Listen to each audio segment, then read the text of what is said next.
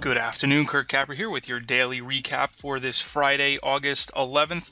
Hope you guys had a great trading day. It was kind of a quiet day overall, but that's not a surprise given the action that we had yesterday, the sharp sell-off that we had to the downside. A lot of times after a wider range day, it's followed by a more narrow range day, especially when you consider that it's a Friday and it's towards the end of summer. So that combination, pretty much didn't guarantee, but all but guaranteed that we would have a quiet session here.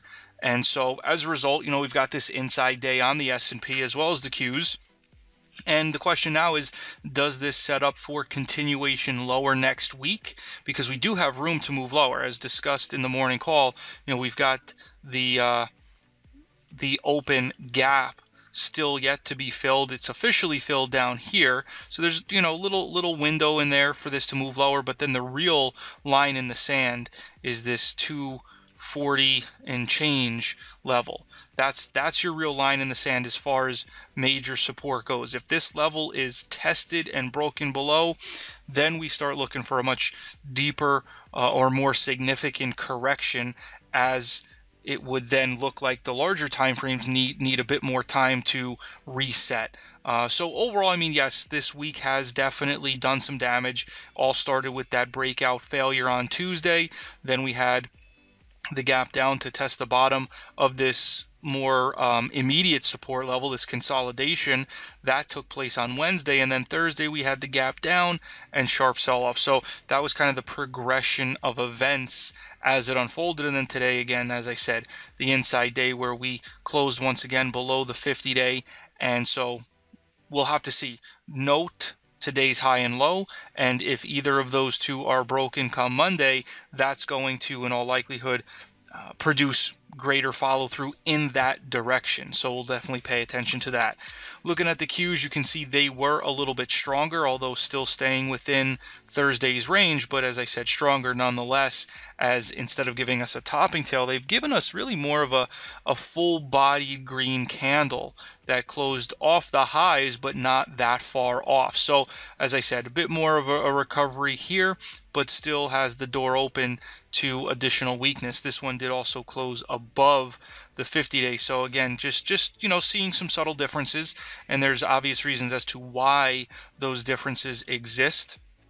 For example, financials here were once again under pressure as they're trying to hang in here right at and around the 50-day moving average and this support level. But again, they closed really weak here today, which was part of the contribution to the weakness in the S&P. We also had energy. XLE was down as it comes back to retest these lows that held in June as well as beginning of July. So we'll see how we respond to this area as we look forward into next week. But I think XLE is going to be definitely one to keep on the radar, watch to see how it responds, because either it's going to crack this support and start heading even lower, or it's going to stabilize here and you might get a pretty significant bounce. So either way, this is going to be one to keep an eye on. And then as far as IBB, this one got a little bit of a bounce here today, but again, not entirely surprising to see this come after a wider range day. Question now going forward is, will it hold above this 300 area, or is it going to sink back down below it? So that'll be what you want to watch as far as IBB goes. And then of course we also saw continued strength in gold, GLD, as there still, and for good reason, exists those fears or concerns regarding the whole North Korea situation. And as you head into the weekend, it's not a surprise to see there be a more of this flight to safety, a little bit of hedging, if that's the case, into the weekend. And so, again, gold pushing up here, but it is now into this prior high, so we're going to want to pay attention to see how it responds here.